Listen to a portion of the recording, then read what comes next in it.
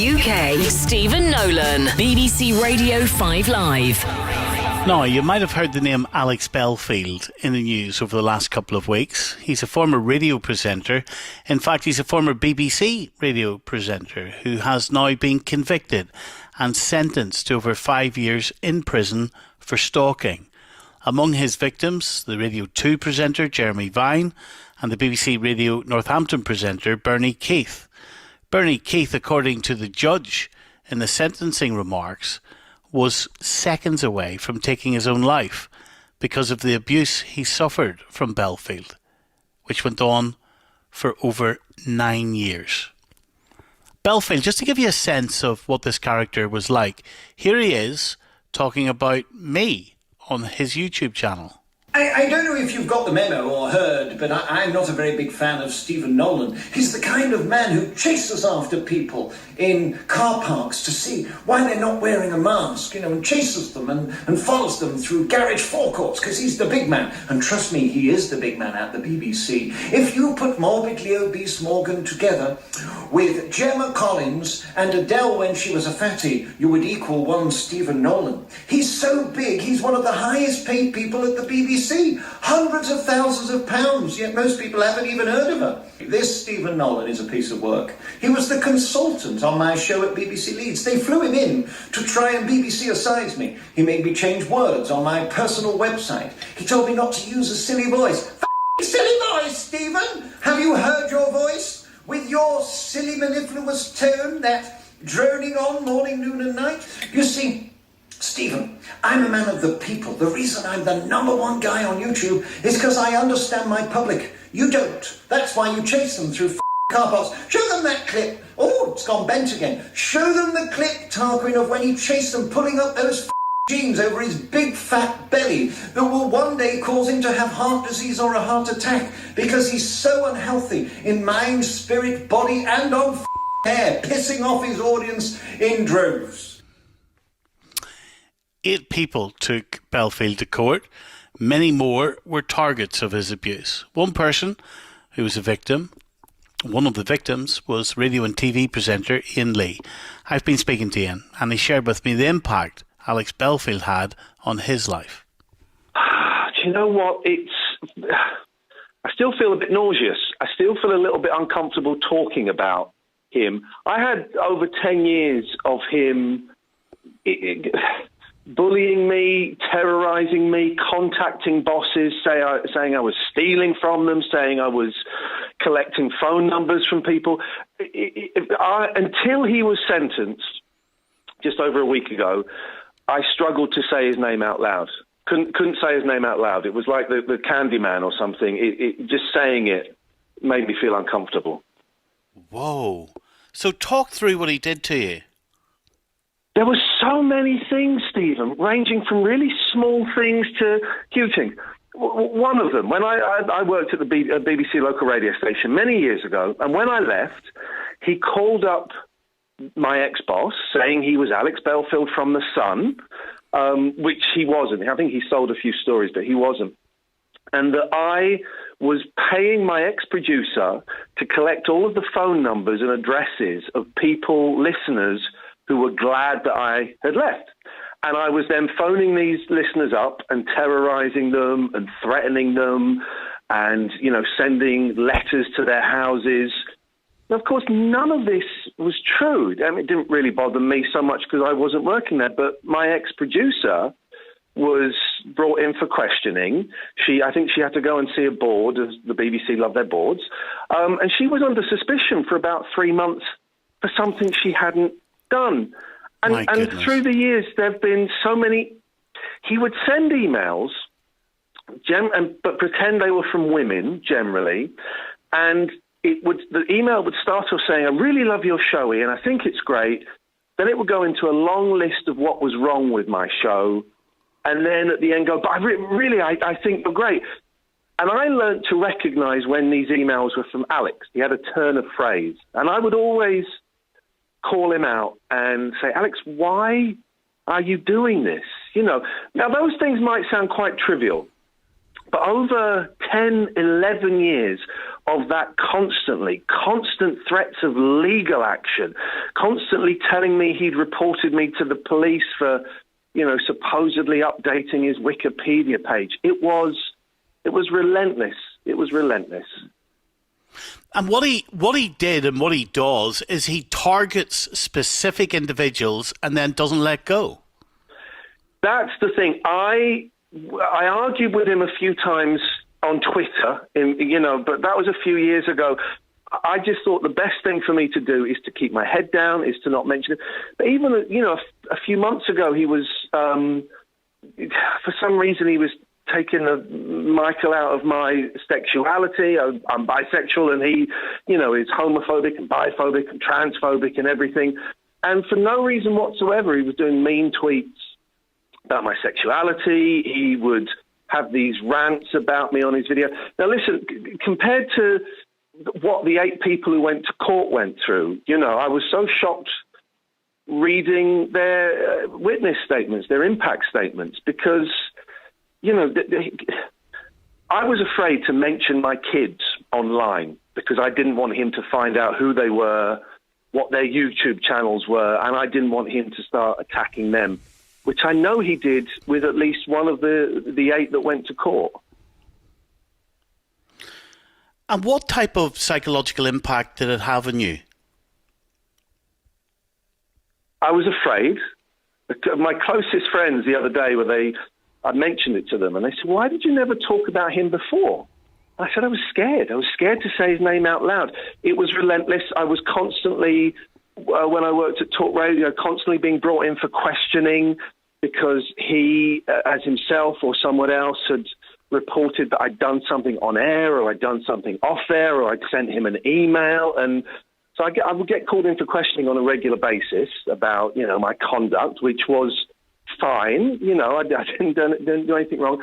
The lowest point came, Stephen, when I was very depressed anyway. My marriage had ended. I just moved into a room, a bed sit, first night away from my kids, and he got in touch claiming I'd written something obscene about him on his Wikipedia page. He he would send legal documents all the time, and he told me he'd reported me to the police.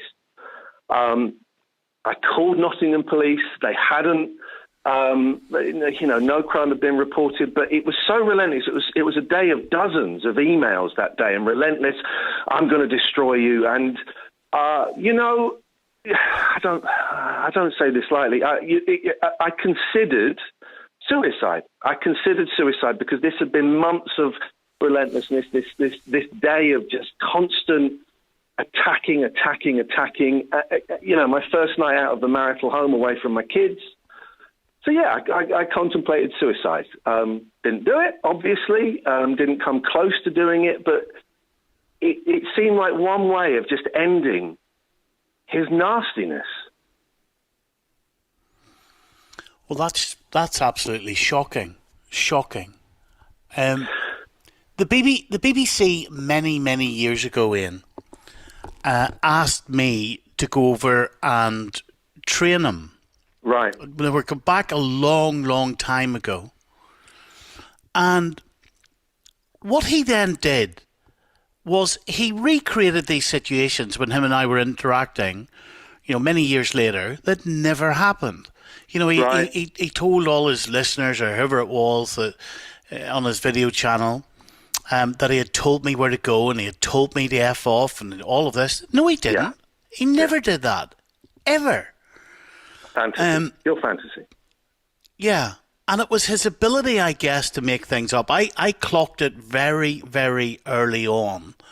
I would actually say that he had an ability to communicate, but that's what makes him so dangerous. He does have an ability to connect with people. He does, he's very at ease with the medium through which he pushes his bile. Well, he had, his videos often get 300, 400, 500,000 views, which for those who don't know, on YouTube is a lot. They'd be monetized, so he would be making a lot of money from that. And he I've had a lot of his ex-supporters get in touch saying, we really used to enjoy his shows before lockdown, and at the early days of lockdown, it was fun. It was a bit mean, but it was fun.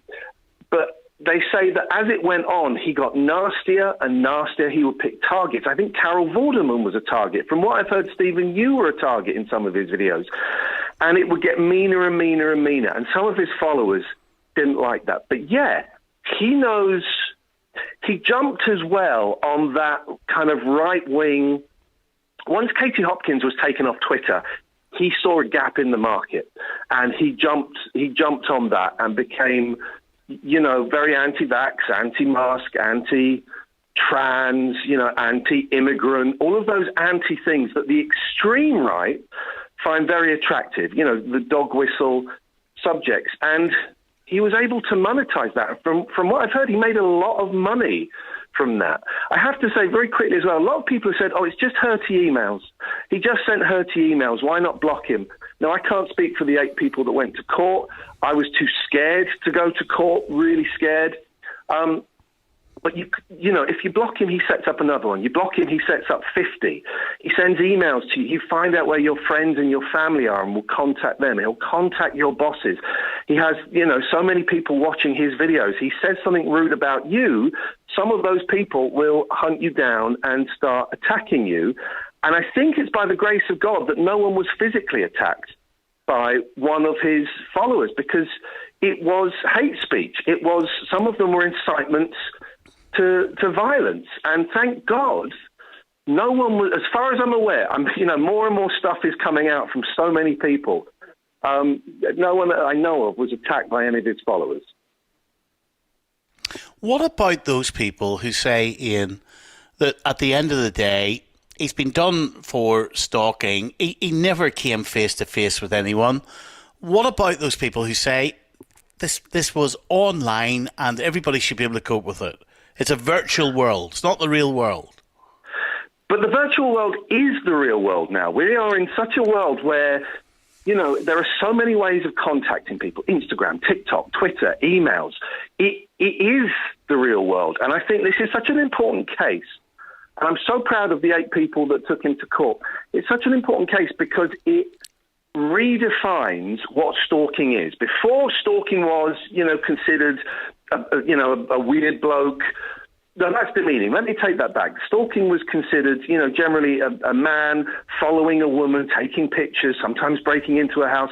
That is awful. And I know someone who that happened to. That is awful. That is terrifying. But this case has redefined what stalking is. And it is now, you can see it as a relentless attack on reputation, sexuality, on everything. This guy is so twisted. And what's fascinating, Stephen, is so many people coming out online now saying, well, he did this to me and it was weird, but it wasn't too much, or, he attacked me and I just tried to avoid him. I suspect over the next few weeks, dozens of people are going to come out saying they were impacted by his, just relentless, crazy behavior. Did you never think of complaining to YouTube, who were hosting his platform? Yeah. Oh, God, yeah. YouTube is this huge... I've got videos. There are so many videos up on there. YouTube is this huge machine, and it's almost impossible to speak to a human being there. If you report a video, it goes into an algorithm, and it's checked by a computer. And the algorithm isn't very good, and it's almost impossible to speak to a human being. YouTube needs to take his channel down now because those videos are still up there. They're not monetized. Are they? All of the videos are still up there. And all of the hate, all of the bile, all of the incitement to violence, everything is still up there. And YouTube has not taken it down. Twitter has not taken it down. He's a convicted stalker. He's the first person in Britain to be found guilty of stalking 4 people in one case. He's in prison. He's been sentenced for 5.5 years. Will probably serve about 3. Those things need to be taken down now. He has said, I saw Jeremy Vine reporting that he has said he'll be back. That sounds ominous. You saying that gives me shivers and makes me feel uncomfortable. The way YouTube is set up, you can set videos to be released in a week's time, or to be released in 5 weeks' time. You know, you can set timers and dates. A video went up after he'd been sentenced saying, I'll be back. So he's either set that to be uploaded, or, and there are a lot of people saying he had a couple of friends, a couple of accomplices, or someone else has access to his channel and uploaded that. And that is incredible that new stuff could appear while he's in prison. Will he be back? Honestly, I don't think he will. I don't think he will. It's 3 years in prison, 5.5 years the sentence, but 3 years in prison, I don't see how he can come back. Why do you think he was doing it? Was it for the money of the hits? Did he enjoy making people uncomfortable? Could he not cope with not having a radio job with a major broadcaster? What was it?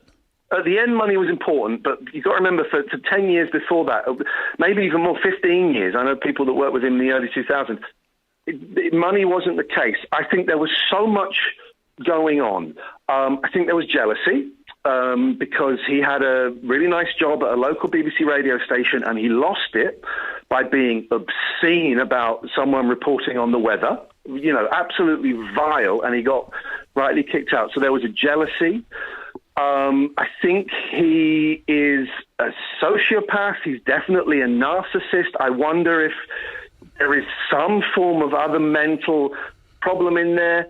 I think there was. I wouldn't normally say this, but it came out in court, and I do think it's relevant. He was asked in court, "Why are you so homophobic?" And he said, "It's because I'm gay, and I don't want people to know."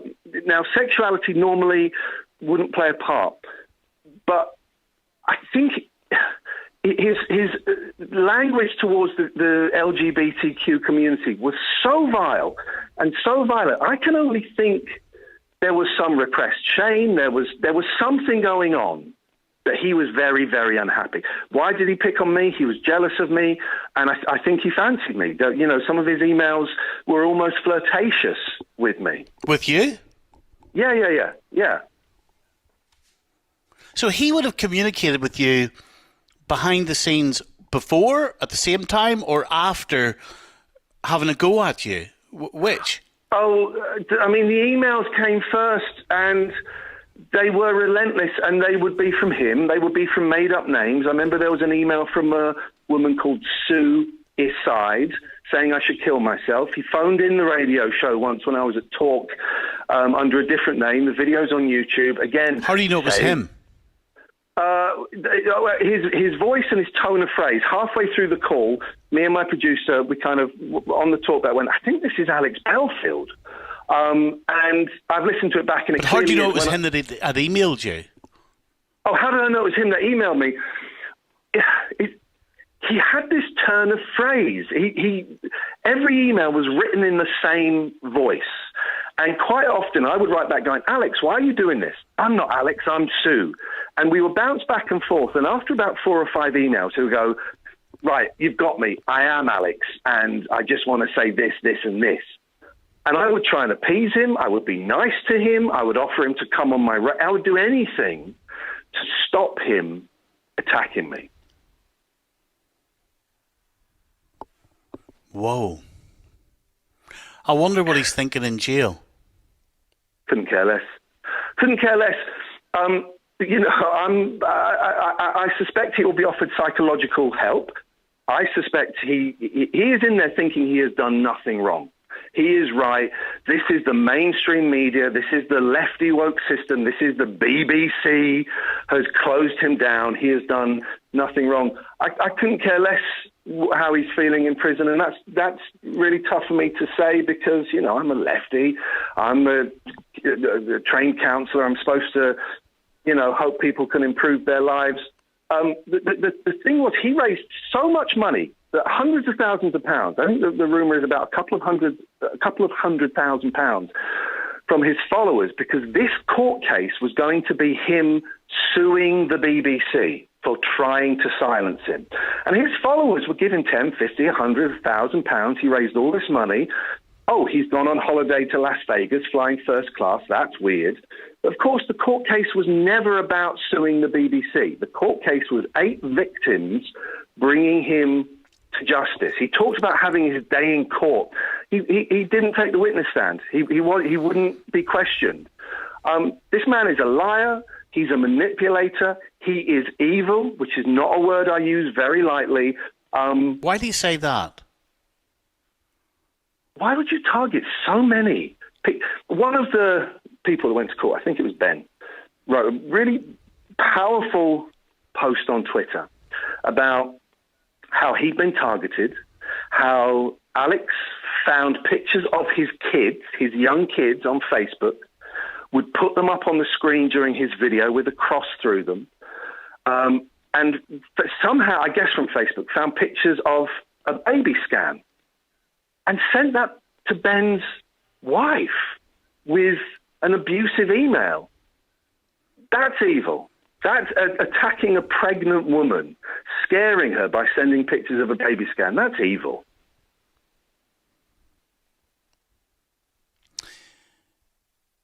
I wonder why, if people complain YouTube didn't do anything before now, I don't know if anybody did complain to YouTube. The platforms have got to have some responsibility somewhere along the line. I'm chuckling because, yeah, you would think so. But YouTube is so big. Facebook is so big. Twitter is so big. It's so difficult to get any reaction. Did people complain while he was out of prison?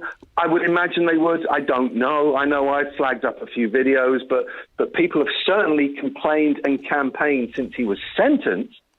And YouTube have said, as far as I'm aware, I could be wrong, YouTube have said nothing. They've said nothing. A stalker sentenced to 5.5 years with hate videos on their channel, they have said nothing. Jeremy Vine, who of course took a case against Belfield, talked about being terrified. He actually had contacted me at the early stages, right, of Belfield having a go at him. And Jeremy had asked me for advice. He had said, look, who is this guy? And I said to him, my advice was, and I now in hindsight don't know if this was me being a coward or what, but my strong advice to Jeremy, which obviously he didn't take and he did the right thing, but I told him, don't engage with this guy. Just go quiet. Yeah. Because what he wants is engagement. He wants you to know that you're noticing him. Yeah. And rather than me get after him, I told Jeremy, just keep your head down. And essentially I was saying, put up with it. Yeah. Doesn't work. I tried it. I tried everything. And again, I can only speak for me in this instance. I tried everything. I tried ignoring it. I tried befriending him. I tried attacking him in public on Twitter. I tried, appeasing him, asking him what he wanted. I tried all of these things. And it never stopped. This must have been a full-time job for him because there were so many people he's going for. And with the thing with Jeremy, he is a very, very big star. He's, a huge, we all know who Jeremy Vine is. And a lot of his work is done via the BBC. So there are two targets there for Alex. The BBC, who he hates, and Jeremy Vine, this big thing. It's very easy. A lot of people don't like Jeremy.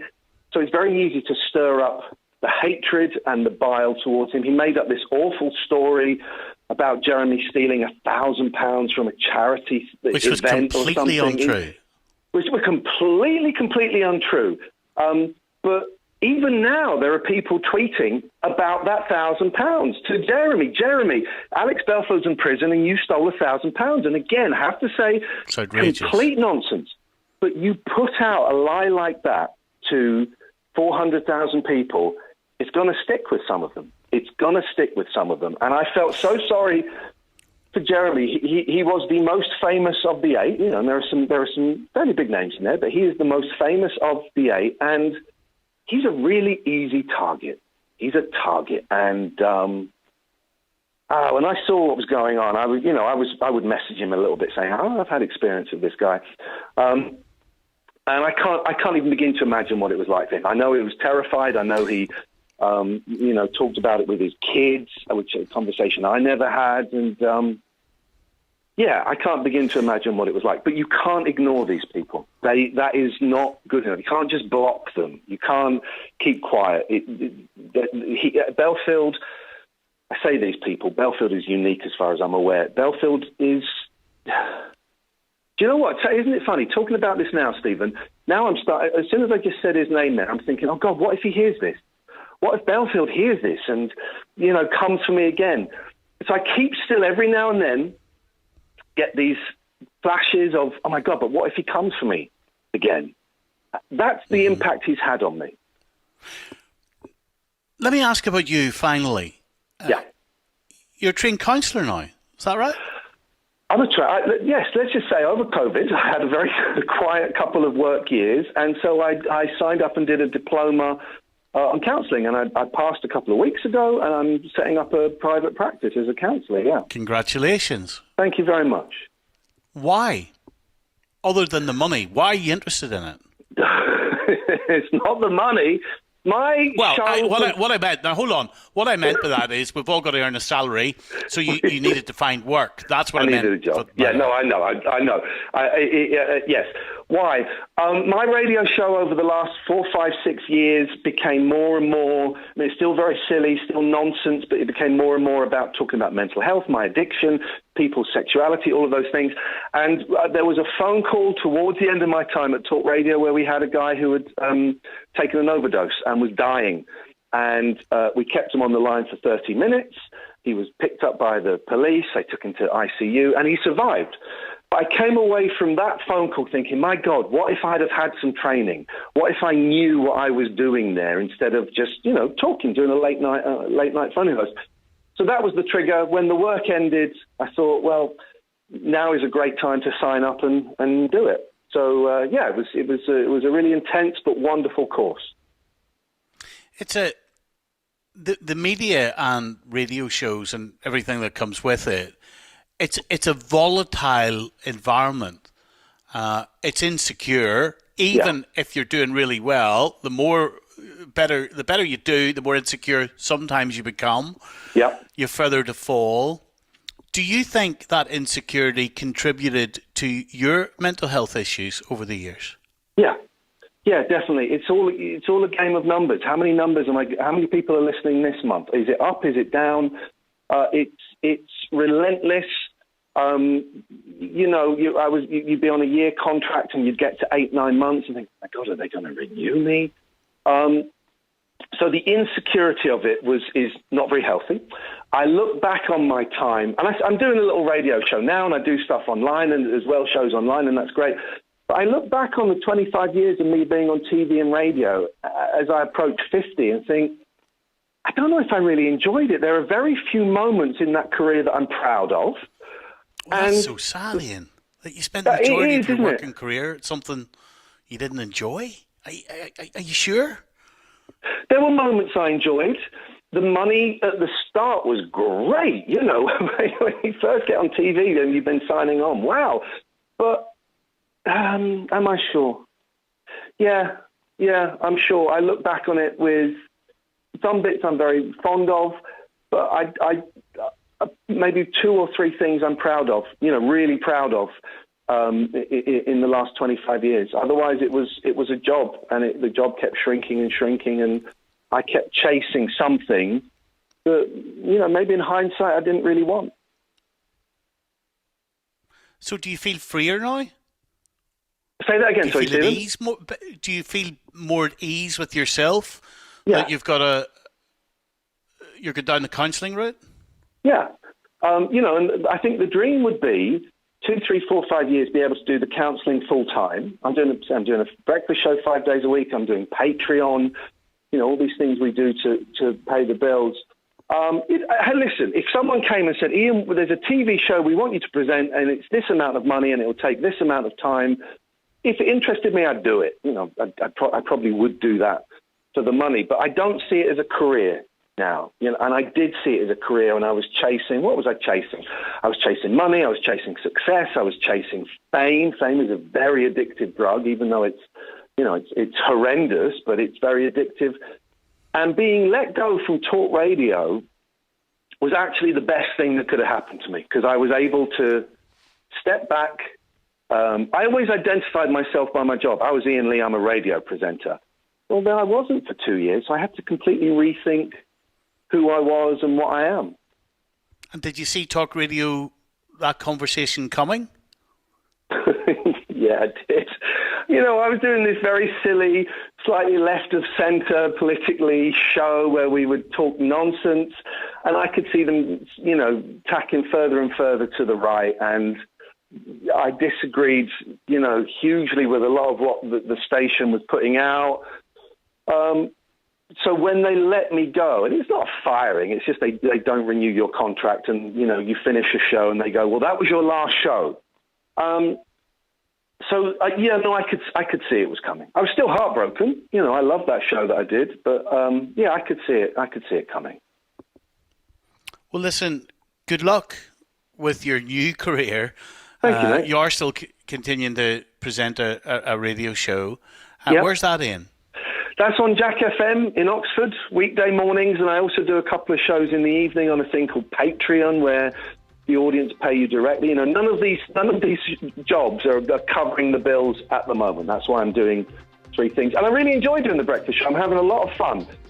But I don't see it as a career. This is just a job for now. Well, good luck with the future. And thanks for sharing some of your thoughts about Belfield with me tonight, Iain. Thank you very much. Thank you very much for your time. I really appreciate it. That's the broadcaster, Iain Lee. Thank you very much indeed for your company tonight. I'll see you next Friday night. Have a nice week in between, and thanks very much for listening. Night, everyone.